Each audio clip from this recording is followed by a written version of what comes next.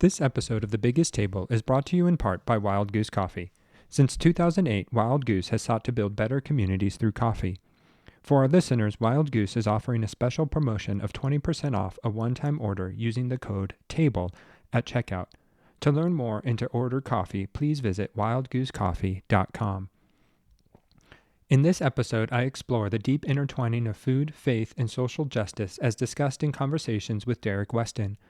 Our episode emphasizes the importance of storytelling, gratitude, and education in addressing the complexities of the food system and advocates for reconnecting food to its origins. Derrick also delves into systemic issues of the food industry, urging for a more informed, engaged approach tied to Christian values of stewardship. I hope you enjoy this episode. Hello, and welcome to another episode of The Biggest Table.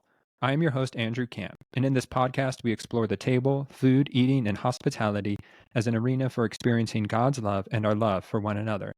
And today, I'm thrilled to be joined by Derrick Weston. A little bit about Derrick. He has long been engaged as a community organizer focused on growing food and addressing food insecurity. Now he serves as the theological education and training coordinator for Creation Justice Ministries. A documentary filmmaker, producer, and co-host of the Food and Faith podcast, Derrick is a firm believer in using one's voice and the media to inspire and enact social change. He's also the co-author of The Just Kitchen with Anna Woofenden. He and his wife Shannon have 4 children and live outside of Baltimore, Maryland. So thanks for joining me today, Derrick. Happy to be with you.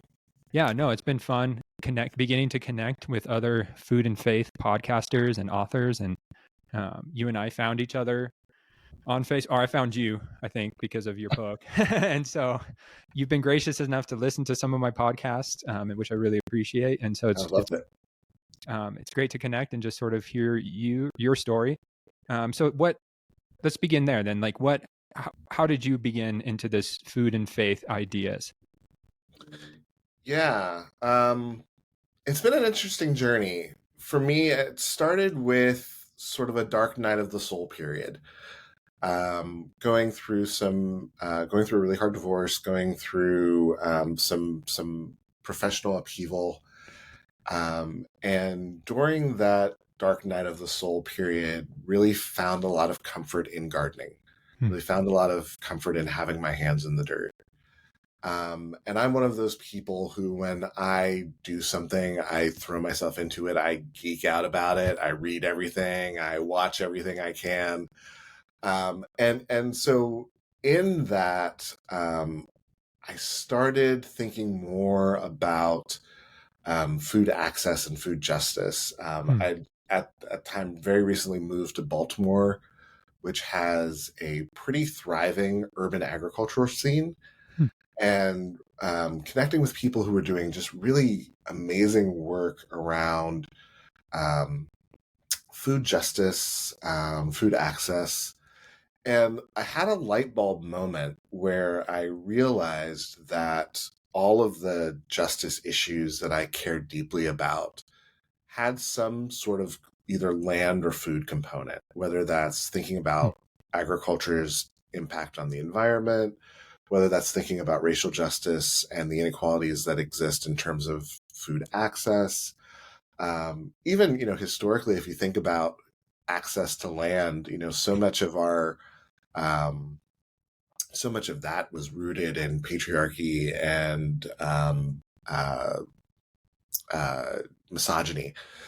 So many of the justice issues I cared about just connected to food and land. And then I started connecting with other people of faith who were having similar conversations. I got the opportunity to be a part of a fellowship at Wake Forest, hosted by a gentleman named Fred Bonson, Regenerate Fellowship on Food, Faith, and Ecology. And in that space, I recognized that there were a lot of people of faith who were having these conversations, and they were doing really cool things.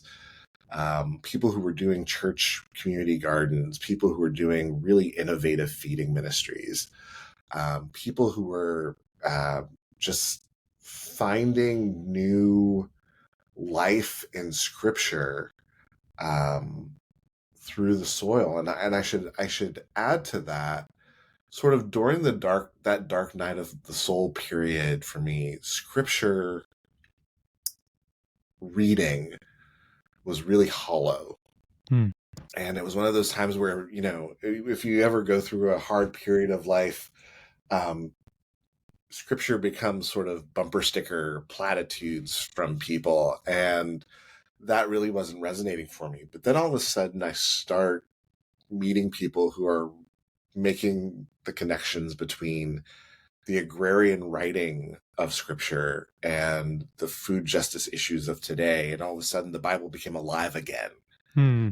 And that was such an important part of this for me, was being able to read scripture again, but read it through a different lens and have it reinvigorate me in ways it hadn't in such a long time. So being able to make those connections was just incredibly important for me. And getting to meet people like Nate Stuckey at Princeton Seminary, who's doing a program called Farminary, Yeah. and recognizing that there are people who are connecting all these dots of food and theological education and vocation as we Mhm. think about the ways that the church is changing. So just getting to immerse myself in those conversations and meet great people, that's a lot of really where it started for me. That's cool. And your story echoes a story, the episode right before you is with Adam McHugh, who is a former pastor who turns to wine. And he also mentions the importance of soil and Mhm. getting his hands dirty in his own transformation. Um, so what, so there seems to be this correlation of, we're former pastors who are going through these hard times and they start getting their hands dirty in soil. Like, what is it about soil that was regenerative for you, and might be regenerative maybe for other Christians or even maybe former pastors who are going through rough times? Yeah, such a good question. And there is something deeply profound about soil. If we even just go to the Hebrew, we go to the first, the creation stories, um, particularly I guess the second creation stories in Genesis 2 of Adam being created from the Adamah, Mm-hmm. that we are at our core, we are soil. Right. And the reminders that Adam gets from God that he will return to soil at some point, that working the soil is where his food's going to come from, that in soil we get to see the cycle of life, death, and new life. If you think about compost, if you think about the way things decompose and become nutrients for new things, we get to experience all of these kind of really big theological issues in this really concrete way. And I Hmm. think that's where soil has been so life-giving for me, to actually um, find myself being a co-creator with God Hmm. in the garden, to find myself recognizing that you can know all of the science that you want about gardening, and it's still a miracle every time that Right. a seed germinates. It's still a miracle every time that a flower blooms. It's still a miracle every time that this cycle, this really pernicious cycle that is very dependent on temperature and rain and sun, has sustained life for so Yeah. long.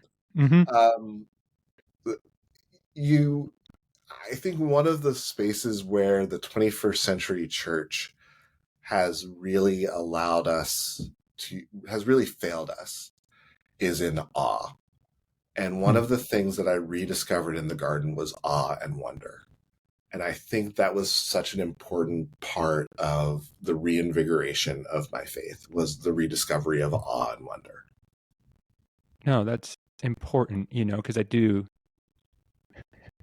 we talk about being awe and wonderstruck by God and Jesus, but it feels at times, and devoid of the physicality or the embodiedness of which we're situated. And so I Yeah. think that maybe is gardening does help us like you said, remember that we are but dust. We're made from earth, and gardening is this cycle that we can't control, and I remember once this was before we moved to Flagstaff, we had a little vegetable garden in Utah, and one year we had composted leftover Halloween pumpkins. And then we used that compost, and then all of a sudden we noticed we had pumpkins growing. And they were the plants that did the best. Not the plants we tried to cultivate, but the plants that were accidentally composted, that we replanted and all of a sudden sprouted, and we grew pumpkins. Not of our own doing, Oh, I've been there. Yeah. I have this long history. In fact, my current garden right now is filled with potato plants because I grew potatoes last year and apparently didn't harvest very well. And if you don't harvest all the potatoes, you're going to get new potatoes. Okay. So, yeah, but I think that also just kind of, I've had the same experience where the healthiest tomato that I've grown, tomato plant that I've grown, has been the one that grew out of the bottom of my compost bin. Yeah. And again, I think part of the other beautiful part of that is it teaches us to let go of control. That we try so hard to control so many things, and gardening reminds us that we're in control of precious little. Yeah. Yep. Yeah. But it requires still intentionality. It requires you can't yes, you and I have accidentally grown some things, but because we were intentional about composting or doing other things that set up conditions, right? So Exactly. It's like you can control it, you can't control it, but you can't just hope for a garden, Yeah, and it magically appear. True.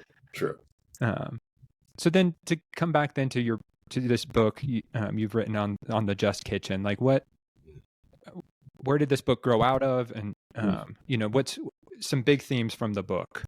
Yeah. So I started, one of the great people that I met or reconnected with actually from the Regenerate Fellowship was my friend Anna Woofenden, who started a church in Los Angeles called the Garden Church. And she and my friend Sam started the Food and Faith podcast.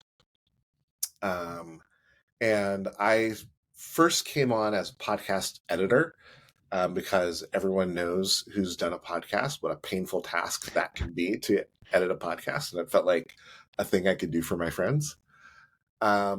And then I came on as a co-host. And around the time that I came on as a co-host, I had a conversation with Anna and Sam, and I said, you all have done a wonderful job of talking to people about where food comes from, how it's grown, and how we do that in a way that's equitable and just. And you've talked a lot about what happens at the table. You've talked a lot about the fellowship that happens in the community that's built at the table. But there hasn't been a lot of conversation on your podcast about cooking and what happens in that space between where things are grown and where things are eaten. So that was like one of the first conversations we had when I came on as a co-host. Then Anna was approached by a publisher. She has written a great book called This is God's Table, which is her story about the Garden Church. But so she was approached by a publisher about this idea of writing a book about cooking, and she really just wasn't into it at all. But she called me and she tells me about this conversation with this publisher. And I'm a person who typically needs a lot of space to think on an idea before I generate some ideas. But in that conversation, I was just overflowing with ideas about what this book could be. And so over the course of this phone call, Anna goes from definitely not wanting to write this book to wanting to write this book with me. And I'm like, okay, let's give that a try. So what it really became about is this idea of how do we bring our values into the actual act of cooking? How do we bring the things that we care about? How do we bring our stories? How do we bring our histories? How do we bring the ways that we care about the world? How do we bring our theology into the kitchen? How do we bring blessing and prayer and meditation and mindfulness? How do we bring, our environmental consciousness? How do we bring the consciousness of power dynamics into the kitchen? Since the book has come out, we've done we've done this exercise where we ask people to think about a kitchen that has been formative for them, and people think about usually people think about kitchens from their childhoods, and I've asked people in various groups of those kitchens and those spaces you're thinking of, how many of the people cooking when you think of those kitchens, how many of them were women? And asking, is that a justice issue? Is that a conversation that we should be having, right? So really just kind of thinking about the way that we cook. And I know that you're a chef, and so I'm when you get a chance to read the book, I'd love to have a little bit more reflection from you. But just cooking can be such a mindless chore. Mm-hmm. One of the things that happened around the time that we started writing the book, the pandemic hits, right? And my wife was a pastor, and she was going to an office, and then she would come home and cook, and that would sort of be her transition to from being at work to being at home. Hmm. Then the pandemic happens, and we're all at home all the time, and our kitchen just sort of becomes this assembly line of meals, and the joy of cooking completely left her. Hmm. And fortunately, I was working on the book about cooking, so I stepped up and thinking about how we can go from making, part of this process was thinking about how do we go from making cooking this chore um, to making it more of a ritual, making it more of um, a liturgy, making it more of this space where we get to participate in the continuity of life, particularly for the people that we love and care about. So that's some of what we're trying to do with the book. No, that sounds, yeah, because cooking, when you have a family, and if both, parents, or if you're a single parent, like, and you're working, trying to get food on the table can be a mindless chore. And like, Absolutely. oh, like I Absolutely. just came home from work, like I got to get food on the table, or my 5 and 7-year-old daughters are going to just blow their ever loving minds, like. So how do we then, because not every day can probably be this joy-filled ritual thing, right? Like much That's like right. reading scripture, sometimes we are in the spiritual exercises, sometimes we just do it to do That's right. it. That's right. But what did you find are some small things that can help? Yeah. First off, and I'm so glad that you said that, because one of the things that we say at the beginning of the book, we say at the end of the book, and we try to repeat throughout, is we have to give ourselves a lot of grace. The system is rigged against us, and we've got to give ourselves a lot of grace, and there's no perfect way of doing this. But one of the things is, for me, whenever possible, is to slow down. Hmm. Is to slow down the process, and so sometimes that means giving myself a little bit more time so that dinner is on the table at dinner time. Sometimes that means that, like, yeah, dinner was the chore that I had to do last night to feed the family, but breakfast this morning, where I'm making myself an omelet, can be a time where I can reflect on the eggs and the Hmm. people who raised the chickens that gave me the eggs, and the people who grew the tomatoes that go into the omelet, and things of that nature. So part of it is pace, right? Some of it is intentionality. A lot of it is what I think of it is inviting other people and other voices into your kitchen. Like when Hmm. I'm cooking a recipe, one of the recipes, so we interviewed a bunch of people, many of them through the podcast, and so many people give like family recipes, and they when you talk to people about their family recipes, they speak almost as if the person whose recipe they're cooking is in the kitchen with them. Hmm. And I recognize that is a really powerful tool.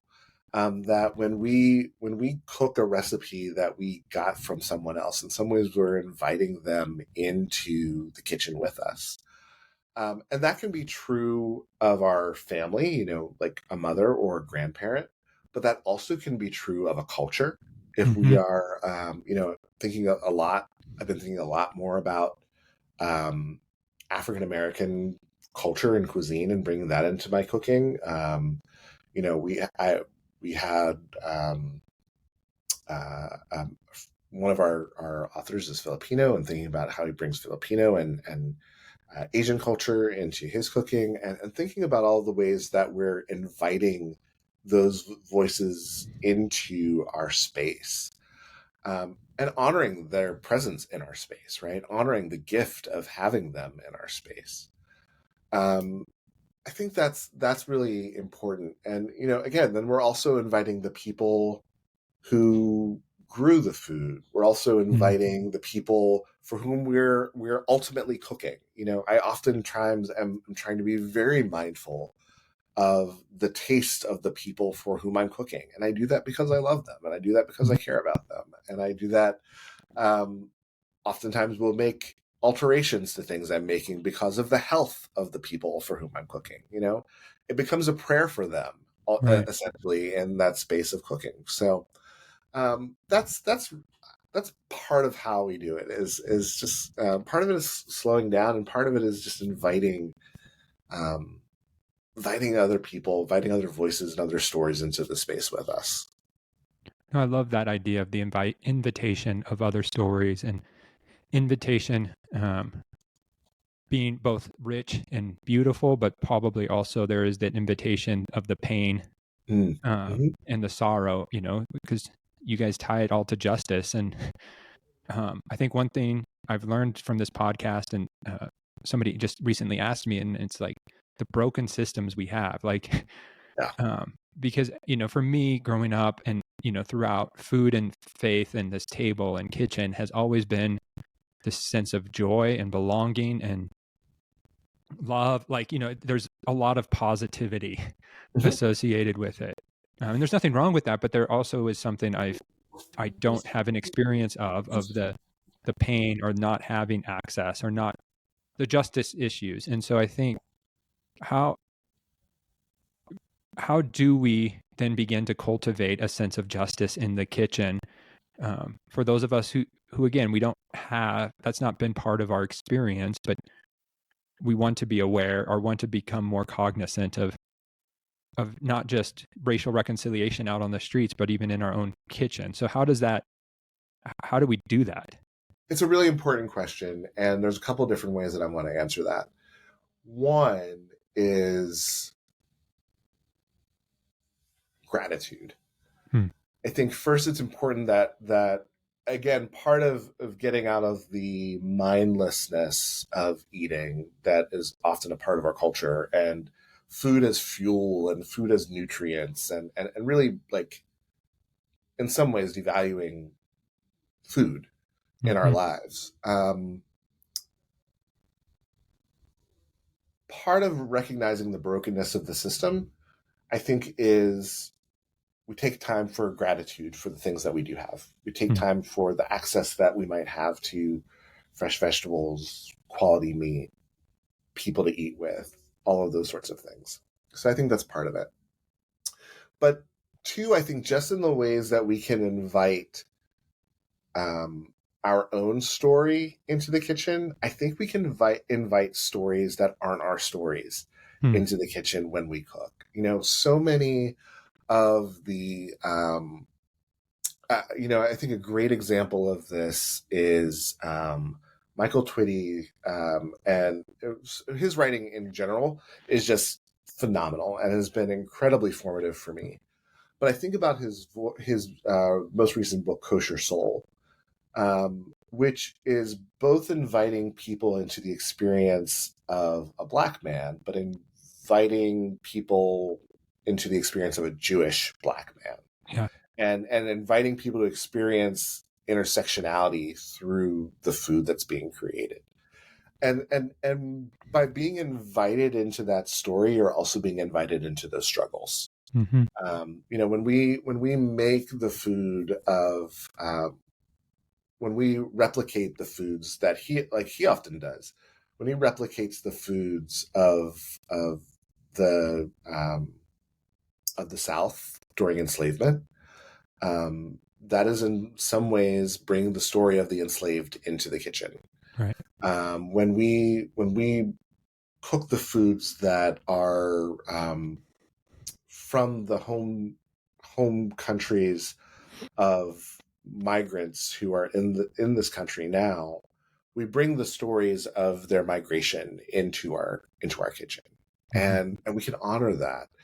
And I think that brings awareness, and I think awareness often then leads us to action.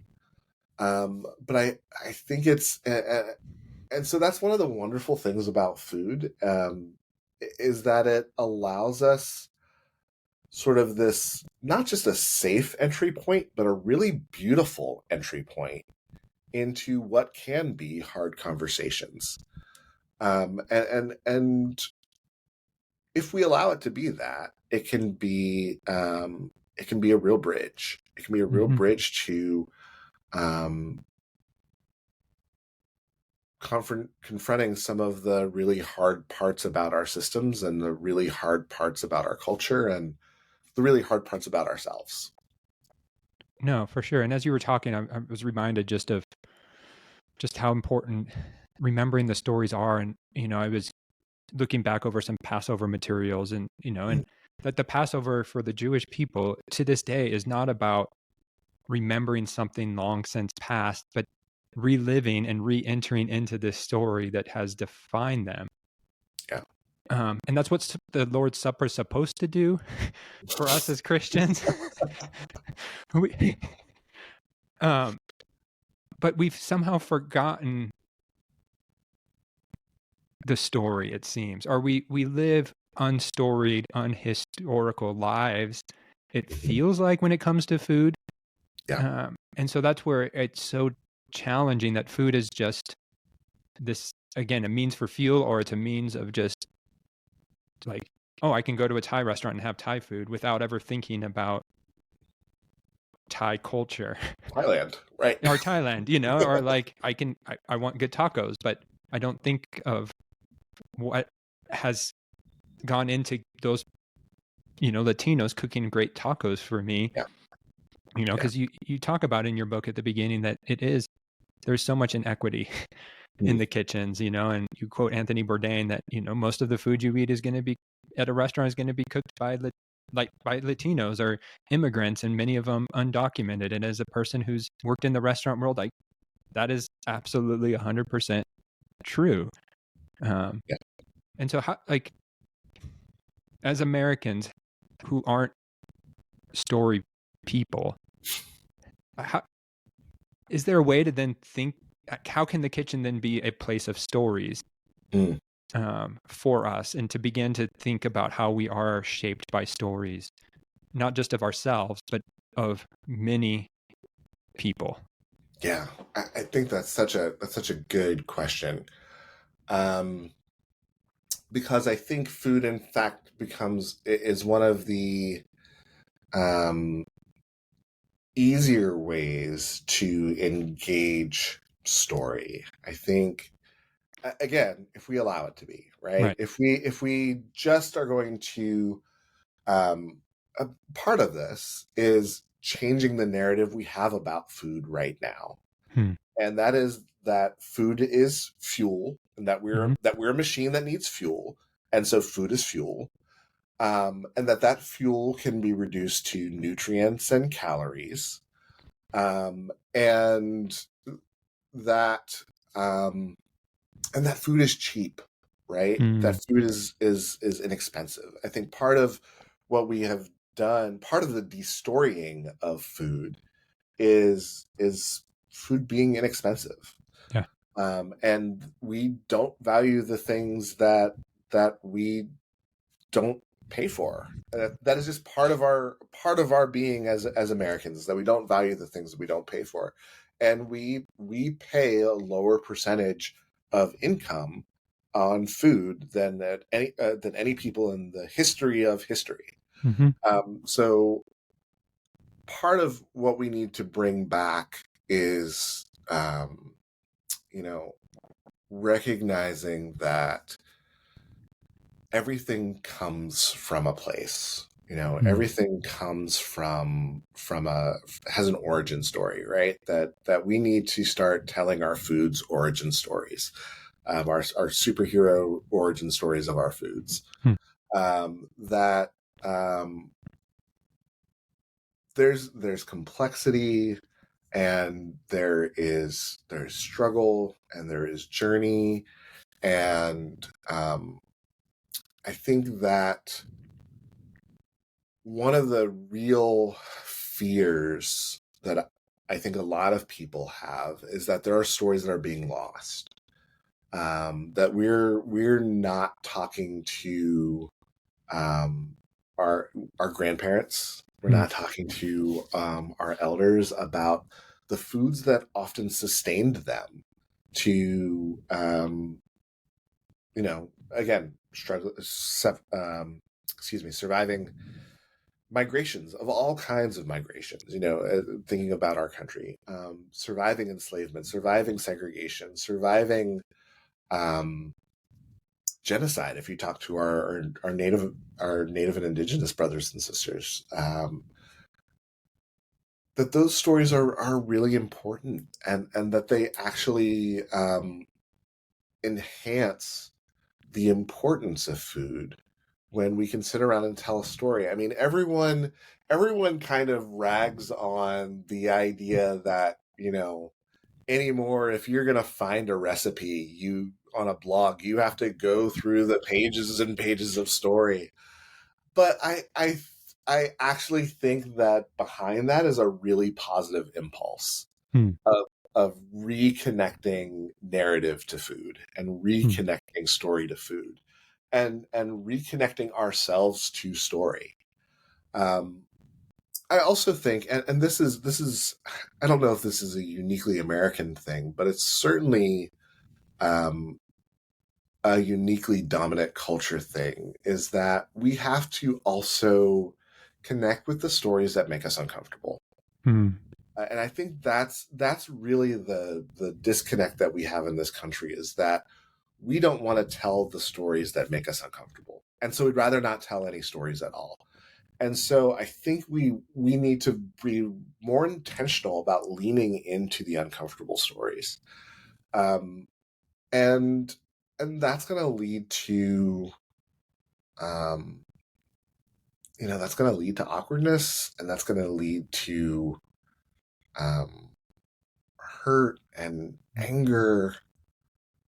But if we can express those things in the kitchen, and if we can express them around food, in some ways, the kitchen can be a really safe container to hold some of that hurt, and hold some of that anger, and hold some of that, um, the things that feel divisive in our culture. And so I think, I think part of the restoring is leaning into discomfort. Wow.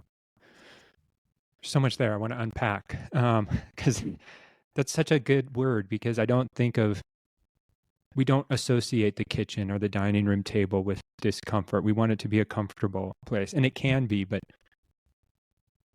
can you give us an example of one area you would like to lean into that discomfort? Like, what's one avenue or one food that could be a restoring of discomfort for Yeah, people? well, again, I'm going to lean into Michael Twitty. He Yep. when he was doing his book, The Cooking Gene, he actually, as he was doing the research and early writing of it, he actually did what he referred to as the Southern Discomfort Tour. Hmm. And I think a lot of our I think Southern cuisine, um, and I laugh even just thinking about that word cuisine, right? Is that when we elevate something, it becomes a cuisine as Right. opposed to, like, it's not food, it's cuisine. Yeah. I love when things become cuisines. But, thinking about Southern food, that we have to recognize that if it wasn't for the agricultural genius of enslaved West Africans, the early colonists of this country would have starved to death. Hmm. Um, and so when we think about things like okra, when we think about things like watermelon, when we think about things like peanuts, when we think about rice, that the first millionaires in this country made their fortunes off of West African knowledge of how to grow rice. Wow. Um, those things should create discomfort, and they should open the door to new, better conversations about how we interact as people. And I think there's actually, I believe it's in Padma Lakshmi's show Taste the Nation.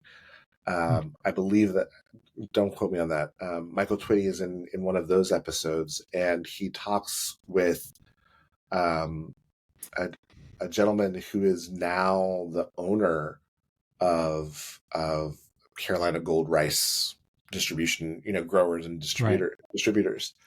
And he talks about leaning into that painful history in his hiring practices and the Hmm. ways that he's reinvesting in African American communities through the proceeds of what he's growing, recognizing that history and trying to think about ways that we do the reparative work of those hard histories.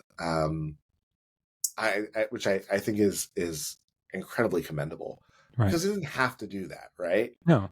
No one's forcing him to do that, but being confronted with those hard stories oftentimes leads us to metanoia.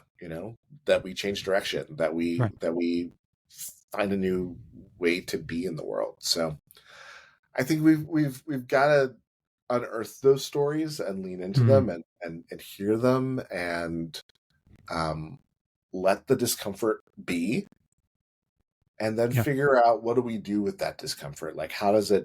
it spur us on to more Christ-like behavior? Yeah. No, and Michael Twitty, you and I both love his work and his Yes. writings and his yeah, huge both of yeah. If you haven't read Michael Twitty, you guys, people need to Oh, pick up his huge books. huge fan. Yeah, The Cooking Gene and Kosher Soul, both books that should be required reading. Yeah, agreed. Agreed. Yeah, but I love where you went with that, because that's where I wanted, because it's not only about unearthing the stories of oppression and the heartache and the pain, but then also then fighting for new systems and working, because the system's still not perfect by any means. There's still a lot of brokenness.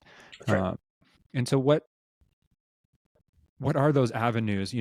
Where do we begin, not to lead to despair, but how do we lead towards change and Christ-like behavior with our food systems today?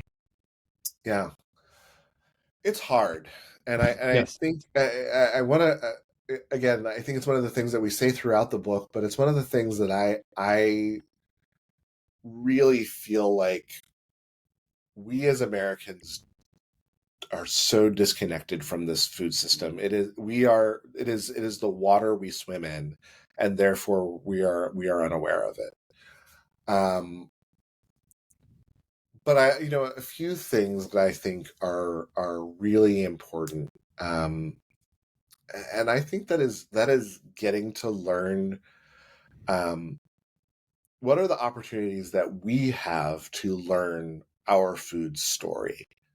And what I mean by that is, um, thinking of the privileges, for many of us, thinking of the privilege that we have to get to know farmers, like to go to a farmer's market and get to know a farmer. Getting to think about where our food comes from and trying to have food that doesn't travel as many miles to get to our homes and to get to our kitchens. Trying to really get to, in some ways, just be more intimate with our food, like to be more intimate with a more intimate relationship with our again, getting to know growers, getting to know ranchers, getting to know farmers. Also, finding the information, we talk so much about, those of us who are in kind of food justice movements, like we talk so much about factory farms, and like that is such a like big, scary, nebulous term for so many of us. Like, what is this factory farm? And there's a reason why we don't know where they are. It's because they're intentionally hidden in places that we don't go to. And unfortunately, that's oftentimes in Black and Brown communities. But really figuring out how do we divest from that factory farm system? How do we divest from these big agricultural systems that really are about profit and oftentimes profit at the expense of our health? That's the other piece of this, is that while there are places where there are blatant injustices happening, the food system as it is currently created is affecting all of our healths. We're all, and again, let me qualify this of if you are an American listening to this podcast, if you are an American listening to this podcast, you are likely consuming way too much sugar. You are likely consuming way too much ultra processed things, as Michael Pollan refers to them as edible food-like products. You are likely consuming way too much fat. You are likely consuming way too much salt and sugar. And you are likely, because of packaging, consuming way too much plastic. I laugh every time I see the pictures of grocery stores that have fruit, particularly fruit that has a peel, like covered in plastic. Like, like what were we thinking there? The casing it came in is perfectly fine. But I think that again, we can't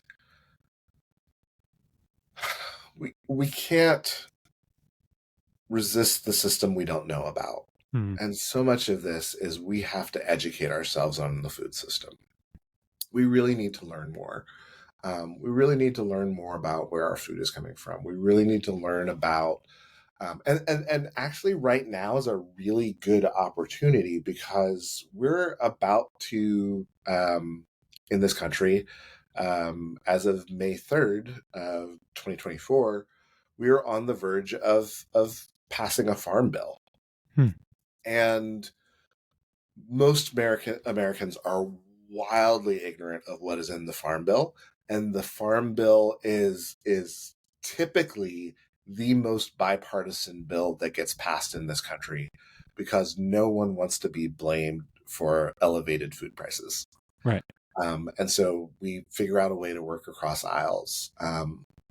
But in that farm bill are questions about the ways that farmers are being treated. In that farm bill are questions about SNAP and food stamps. In that farm bill are questions about food access and food health and food growth that really can't be ignored. So we have to educate ourselves. It's not about, and we're at an age where, like, good information is accessible. Right. There are people out there doing the work, but educating ourselves on these things so that we can, advocate from the space of people of faith Hmm. that say, hey, Christians care about this. We care about this because we care about the creation that God has made, and we care about the least of these. And so often, where the least of these are found is working in our food system. Mm-hmm. They're growers and pickers of our vegetables. They are meat packers. They are in fast food. You know, they are the least of these are all throughout our food system, and if we care about them, then we need to be educated about the system. Wow. Is there a place, if people are wanting to know about the food bill, like, is there a place? Because I know for myself that trying to read a bill is probably, but like you said, people have done the work. Is there a place to go to learn about the farm bill? So I will shamelessly self-promote. Last year, Creation Justice Ministries, where I work, for our Earth Day resource last year, we did a piece on food. So if you go to creationjustice.org and look at last year's Earth Day resource, the 2023 Earth Day resource, there's actually a really good breakdown of the Farm Bill and some of the pieces, the components that are in it, and some of the ways that you can reach out to your legislators. And now's actually a really good time because this bill is, after a lot of languishing, finally getting to a point where it might get voted on. So Awesome. yeah, I would commend that resource to people. Great. And we'll make sure that's in the show notes and websites so people can easily click it. Because like you said, sometimes it's just knowing where to go to find good information, and who's done the work to help summarize it in a way that, as people of faith, we can respond in faith and not as a Republican or Democrat per se. Yeah, agreed. So much here. Before we start closing, as I followed you on Facebook, you travel a lot, and at every airport, you seem to be drinking an old fashioned. What? And I love a good old fashioned. I actually think it's actually one of the most difficult cocktails to make. It really is. So, what is it for you about an old fashioned? I've been wanting to ask you about it because I'm like, I love a good old fashioned, but I love this question. So one, it's just my favorite cocktail, and it's kind of a classic. Like if a bad old fashioned is still better than most other things. And so I can but I've been having fun as I do travel around the airports. Is just like some places just make it better, and it's a matter for me of do they lean into the sweetness, or are they actually letting the bourbon do the work? I mean, because the other piece of this for me is that I love bourbon, right. and I've become I'm not a I wouldn't there are experts out there who are much more well versed on bourbon than I am, but I am developing a bit of a palate, Right. and I'm finding bourbons that I like, and so certain bourbons work better in cocktails than others. Mm-hmm. And bonus points if they use a rye for their old fashioned, just kind of as a default, because that's what you're supposed to do. That's the Okay. traditional way. Huh. I don't care about that though so much, but I do. But actually, sometimes some of the better old fashions I've had have been made with rye and not with bourbon. Okay. And it's one of those things that, um, you know, I'll speak for myself. When you're in your younger days and drinking is more about sort of the heady feeling of intoxication, and then as I've gotten older, it's more about appreciating the quality of a well-made drink, the way that I Mm-hmm. appreciate the qualities of a well-made meal. Right. It's about the company. It's about sipping. It's about slowing down. I mean, Mm-hmm. that's the thing for me about an old fashioned is that I don't think I have ever once chugged an old fashioned. Nope. And for me, it slows me down in a Mm. way that I need. I Yeah. need because I feel like the world is so fast and chaotic sometimes, and so just being able to sit back and sip on something and exhale, Mm. sometimes just the experience that I need to experience, my own presence, Yeah. my own groundedness. So yeah, that's been my and what's been funny is a couple other Facebook friends have now taken it upon themselves to report to me of where they've found good airport old fashions. So Good era. Yeah. that's been fun. So what's the perfect, if you could summarize a perfect old fashioned for you, what's the balance? Mm.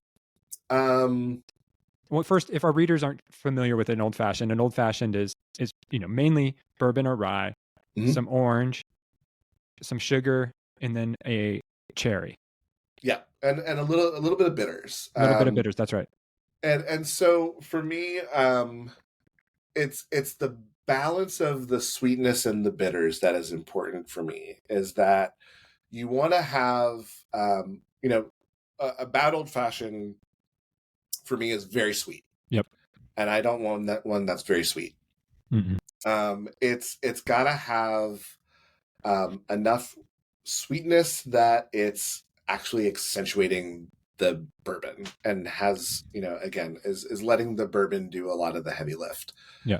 but has some sweetness and has a little, has the bitters and the sugar both kind of will cut the burn of the bourbon and just kind of gives you a nice extra flavor. So um one where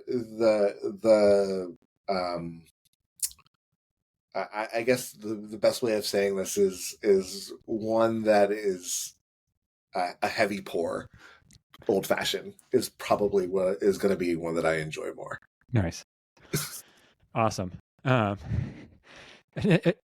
Yes, I do love a good old fashioned, and they are finicky to make. It feels like, They are, they are, and like you said, a bad old fashioned's too sweet.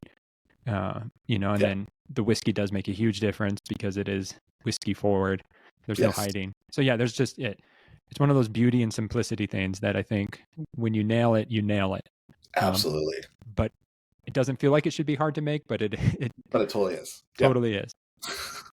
Um, a question I love to sort of wrap up with with guests is this question. As we've reflected on this podcast, you've said a lot, but to summarize too, what's the story you want the church to tell? Mm.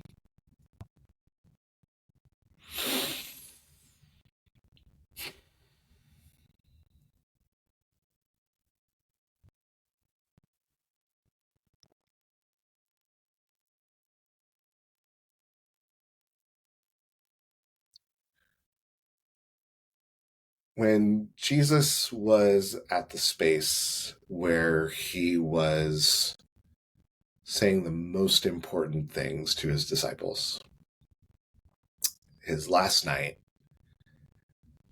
he washes their feet, and they and in that context of last night together, I'm going to tell you all of the important things. He compares his body to bread and wine. There's something so and importantly, he doesn't compare his self to wheat and grapes. He compares himself to the great gifts that God has given us through the machinations of human art. Hmm. Wheat gets transformed into bread by the divine and humans working together. Wine gets or grapes get transformed to wine by the divine and the human working Mhm. together.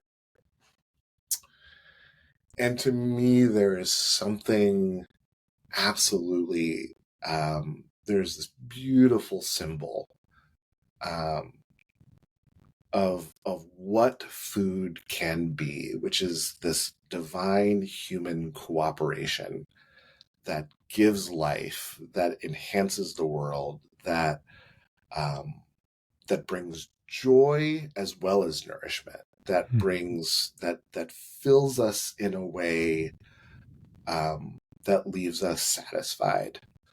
And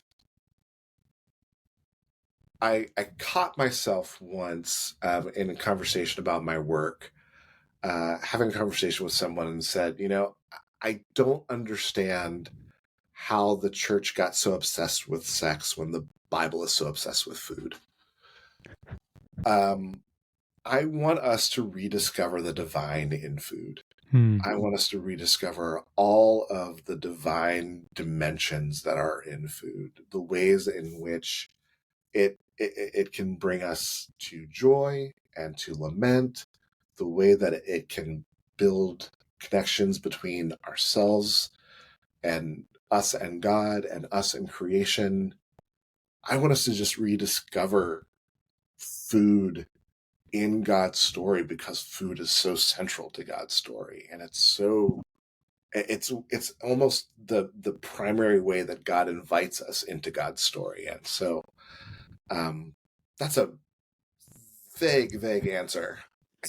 No, but it summarizes your passion and your love, and it ties it back into the story, and what story are we going to tell, and how food is so intimately connected with who we are as beings. And so Yeah. um, yes, it's a big answer, but I wouldn't call it vague, Okay. because it's your and I's passion, and Yeah. it is so important. And so some fun questions then to end up. What's one food you refuse to eat? Beets. Beets. Can't can't get it. Yeah. I've tried. Okay, fair. Yep. Sounds good. And then on the other end of the spectrum, what's one of the best things you've ever eaten? Mm. When my wife took a sabbatical a couple of years ago and we went to Greece, and everything we ate there was wonderful. But there's a picture in my favorites folder on my phone of this squid that's stuffed with vegetables that Mm, I ate at on the beach in I want to say, I think it was Mykonos. Um, Amazing, yep. absolutely amazing.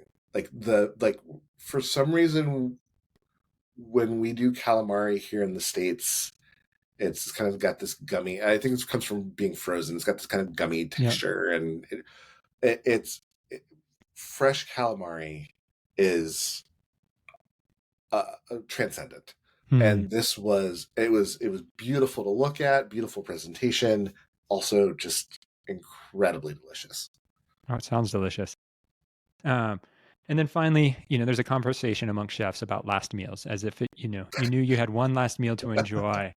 What would it be? And so, if Derrick knew he had one last meal to enjoy, what would be on that table? Lasagna, Lasagna. yeah, and either made by my wife or by my mom. And I'm going to name them both because just on the off chance that either of them listens to this, I do not want to declare one better than the other. Wise man. However, they both make an excellent lasagna, and that is sort of like my comfort food, Hmm. and like that's the thing that I would want to like remember the comfort that food has brought me throughout life. Gotcha. What makes a good lasagna? Oh man. Um the burnt top. Hmm. Yeah, you see, you know exactly what I'm talking about. The burnt top and really good mixes of quality cheeses. Hmm. I think is yes, ricotta, but good ricotta, and not just ricotta. Yep. So good mix of good cheeses is really important. So yeah, but Yeah. that burnt crust on the top is like I don't like, not too like charred, but No, you know no, what I I mean. know. You know Yep. exactly what Yep. Yep. I As soon as you mean. said it, well, it's funny because we just had lasagna with our small group last night, that I made, and whenever I make lasagna, I make like 4 pans because I'm like, well, can freeze it and, you Yeah, pull it out yeah. or you give it to somebody who needs a meal. Like, they're just easy to have. But so, no, good lasagna. Oh Yeah. yeah. Yeah. Oh, so great, so great. Aw- Awesome, Derek. Well, this has been such a joyful, enriching, like, it is just, yeah, like this conversation has just been so enjoyable for me. Me as well. Yeah. And if people want to learn more about you or get, about your work and get in touch with you, where can people find you? Yeah, I am on all the socials at Derrick Weston. Not a whole lot of creativity there. And then you can follow the work that I've been doing at Creation Justice Ministries, just creationjustice.org. Awesome.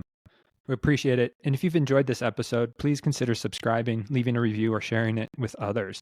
Thanks for joining us on this episode of The Biggest Table, where we explore what it means to be transformed by God's love around the table and through food. Until next time, bye.